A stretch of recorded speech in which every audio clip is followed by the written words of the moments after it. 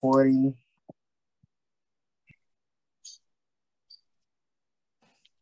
All right.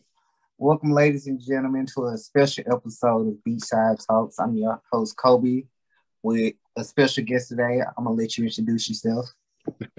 I'm Chris Jones, Democratic nominee for governor of the great state of Arkansas, and I'm honored to be here. All right. Thank you. I know your racial time been busy since voting started Monday. So how is that going for you? How are you feeling? It's good. I feel great. And look, this is what it's all about. We've been campaigning for 2 years, and we've been across the state. I've been to all 75 counties. I myself am a seventh generation Arkansan. My family's been here for over 200 years. And so to think that we went from being an age and a dash on a piece of paper to now me standing as the first African American Democratic nominee for governor is great progress.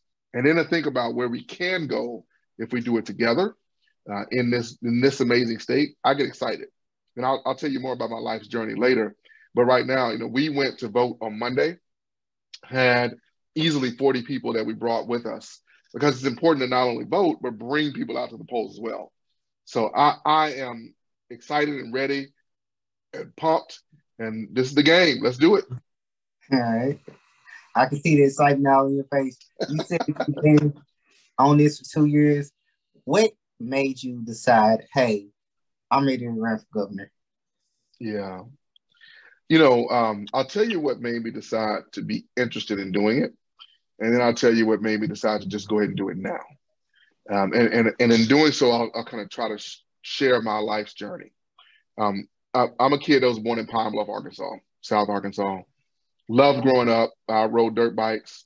I played in fields, fished, ate honeysuckle, but also loved science. And I always explored science. And at an early age, there are a few things happened with me. Number one, I witnessed the Challenger accident. Now, Jacoby, you're just a baby, so you're too young to remember. You weren't old enough to see it, and that's okay. However, when I was in the third grade, that was the year that they had the Teacher in Space program for NASA. And through that, they actually identified a teacher who was going to fly in space with astronauts. One of the astronauts was Ron McNair. The teacher was Krista McCullough. So we learned about it and we saw it. And on that day, January 28th, folks across the world were watching, and they rolled TVs in for kids to watch it. So I'm in my third grade class. We see the liftoff, and not many seconds after liftoff, the Challenger exploded. And for me, it was frightening. We were shocked. We were in awe, but also was a moment to lean in and to say, I want to be a part of fixing it. I want to be a part of creating something from this disaster. It was a moment when I saw Ron McNair, and I realized that I was blessed to know about his life's journey. And I wanted to go to MIT, and I wanted to become an astronaut. Now, I could not become an astronaut because I can't hear out of my right ear. I have an invisible disability. So that locked me out. But I did work at NASA, and I helped build a rocket to Mars. That's right. So I Mars? graduated. Mars, man. It hadn't made it to Mars yet, but it's going to get there. All right. We gonna Yeah. see. Look out now. Hey. So here's the deal. I'm a regular kid, was inspired early on. I went from Watson Chapel High School to leaving there and going to Morehouse College, where I got 2 degrees, one in physics and one in math. Ended up working at NASA during that time and went to grad school at MIT, where I got 2 master's degrees, one in nuclear engineering, one in technology and policy, and I got a PhD in urban planning. Now, since then, I've run multiple multi-million dollar organizations. I'm married to a phenomenal wife who's an ER doc and an Air Force veteran, served in Afghanistan. She's the state medical director for disaster preparedness. We have 3 beautiful girls. They're 13, 9, and 6. But here's the deal. All that was going great. I'm running an organization here in Arkansas. I in What the organ- organization, the Arkansas Regional Innovation Hub. So it's Arkansas's first makerspace, which means it has 3D printers, welding, screen printing, drones, wood shop, you name it. Anything you can think of, there's a tool there. And the idea is the organization was to empower Arkansans and provide them with the skills, training, and tools necessary to be leaders in the 21st century. through the lens of STEAM, science, technology, engineering, arts, and math. And we focus on education and entrepreneurship across the whole state. So in doing that, that's what led me to the now, of the why now. But I'm gonna go back and tell you the why the seed was planted. When I was 8, my dad took me to the mall and I bumped into none other than then Governor Bill Clinton. Hmm. Right. And I was fascinated by that guy. And I was amazed, and he took time to listen to me. So I asked my dad afterwards, I said, Dad, what does he do? My dad said he's a governor. I'm like, well, what's a governor? And he said, go look it up. So, Jacoby, if your parents told you that, you pull out your phone and say, all right, let me find out. Back when I was 8, I would have to go to the library, or I would look it up on the computer or something. Look, I'm 25. I'm not the okay. phone Come on generation. now. But what you know about the Dewey Decimal System? I know a lot about it. I'm from Southwest Arkansas, so we're kind of behind. So Okay. we have to have a class about that to locate everything. I still do it to today when I go to the library and I'm not. My God. It's my God. My God. Know. So I went home, pulled out the Encyclopedia Britannica, pulled out G, and found out that a governor could solve problems and make a difference in people's lives. I'm a problem solver, so I love complex, crazy problems, and I love to serve people. So the combination of that was perfect.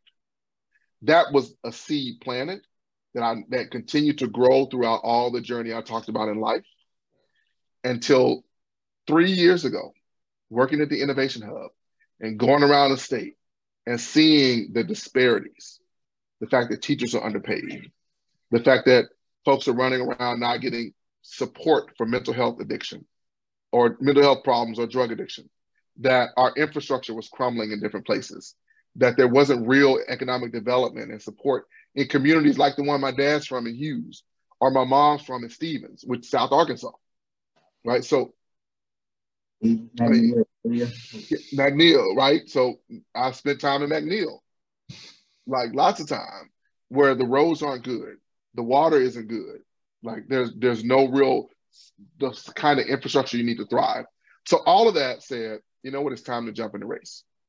Because the flip side is I also saw Arkansans who had grit and who had ideas and who knew how to take an idea and turn it into something special. And the history of Arkansas is about people who took an idea and changed the world. Whether you talk about Maya Angelou or Sam Walton or Johnny Cash or Alex Haley, or I can name John Johnson, I can name a ton of them that took an idea and changed the world. And so the question is, how do we make sure that Jacoby has everything he needs to take his idea and change the world? That's what I want to do for Arkansas. Now, it just so happened that after I got in the race, or after I decided to get in the race and was working towards it, I found out that my opponent was going to get in, and Sarah Sanders. And to think about the Arkansas that her vision would realize makes this race all the more important. Speaking of that, for those who aren't familiar with you in this one like this, what exactly is the platform you're running on? Yeah. So our platform is pretty straightforward. I want to spread PB&J across the whole state. I know you're like, huh? PB&J. Yeah, think about peanut butter and jelly. Let me start there. Let me tell you why spreading is important, and then I'm gonna tell you what PB&J means. Spreading is important because in a bad sandwich, the peanut butter's clumped and the jelly's clumped. And sometimes you take a bite and all you get is dry bread. True. Now, McNeil, Stamps, Ashdown, Cove, Mena, Harrison, Wabaseka, Sheridan, Piggott, Corning, Rector, West Helena, Hughes, Pine Bluff are all taking bites and getting dry bread. Now, the PB&J that I've listened to Arkansans across the state. I've been to all 75 counties, most more than once, and I've heard them say that what they really want is preschool, broadband, and jobs. That's it. Preschool broadband and jobs. That's PB&J.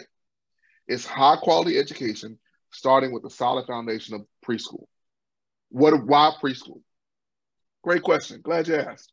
Well, preschool is important because we know, I ran track, that if you come out of the blocks strong, you set yourself up to win. If you don't come out of the block strong, you can't win. So why not help our kids come out of the block strong? And we know the research says kids that go to pre-K are more likely to read by third grade. And third grade reading level is used to determine the number of prison beds. So why not make sure all kids can read by third grade? Kids that go to pre-K are more likely to graduate on time. They're less likely to go to prison. They're more likely to have a living wage job. Pre-K is critical, and the entire educational pipeline is critical, including the trades. And then there's broadband. Well, you and I know through COVID, if you don't have access to high-speed internet, you're locked out of the broader world. So I want all of Arkansas, if we can put a man on the moon and a rover on Mars, we can get broadband, high-speed internet to the entire state. And then but infrastructure, broadband is also infrastructure. It's roads and bridges. It's mental health infrastructure. It's water and sewer infrastructure. And finally, the thing that makes it all work is jobs, the J. That's the stuff. Because at the end of the day, we need our Kansans to be able to work a full week and keep a roof over their head and put a little money aside. Now, part of doing that means that we also have to make sure that the roof they put over their head is habitable, that they can actually live in it, that we aren't allowing folks to rent out spaces that are just slum, like just completely slums. That's a part of the overall mix. So PB&J, preschool broadband and jobs. The one thing I'll tell you that I'll add on to it though, as I've traveled the state, is that our Kansans are also ready for community. They're ready for inclusion. And they're ready for us to treat each other like neighbors and love each other like neighbors. All right. So I'm going to just ask you these 5 questions. I don't have the pro version of Zoom, so it's trying to shut me out. All right. You talked about preschool education. What are your thoughts and plans to improve the education rank? Because right now, I think it says Arkansas ranks 41, 47. 47. Are we don't drop from? Yeah. What are your plans on addressing that issue? Well, I think it starts with pre-K. I think it starts with making sure that everyone, that's the beginning of the long term. But then it includes opening up the trades. There are examples that work across the state. There are community schools in Little Rock. They're partnered with nonprofit organizations. When I ran the Innovation Hub, we partnered with K-12 to provide some additional training and certification. Skills to Launch program we did had roofing, welding, HVAC, and carpentry. And then there's making sure that our higher ed is doing the research, which brings the dollars that attracts more students. So to me, it's the entire system, but it starts with pre-K. Okay. Next question. In September, it was published that the violent crime rate spiked 4.2%. What are your thoughts on that? Yeah, I think crime is a real issue. I mean, crime, I have 3 girls, and I care deeply about crime. And I'll tell you, as I don't know any father of 3 girls, any girl dad that wants to take resources away from law enforcement. So, it starts by having law enforcement that has the training and the technology necessary to do the job. But you also have to get at the root cause. The root cause of crime, more often than not, goes back to economic issues or education issues. It's the education that gets you in the space to get the job and to have the business and to grow the business. So that still goes back to economics. We're not providing economic opportunities to our communities across the state. And if you don't have a job, what are you going to do? And my opponent, Sarah Sanders, she wants to eliminate 55% of the state income through eliminating the income tax. So if you do that, you're not going to have money for law enforcement. You're not going to have money for schools and education. And she said that she wants to take folks and she believes that we need more people locked up. Well, I'm saying, why don't we provide education instead of locking them up? Why don't we provide education early on so they don't go in? Why don't we provide economic programs and put them in jobs so that when they come out, they stay out and don't go back in? And why don't we provide the mental health and drug addiction supports and services that folks need to really put them into community to be a vibrant part of the community? Speaking of that, actually segues me into two different questions. One, we have a little over 87,000 disenfranchised, those who can't vote because of felony convictions. What do you say to them that even though they can't vote, why should they support you, or what will they gain from you being a governor? Yeah.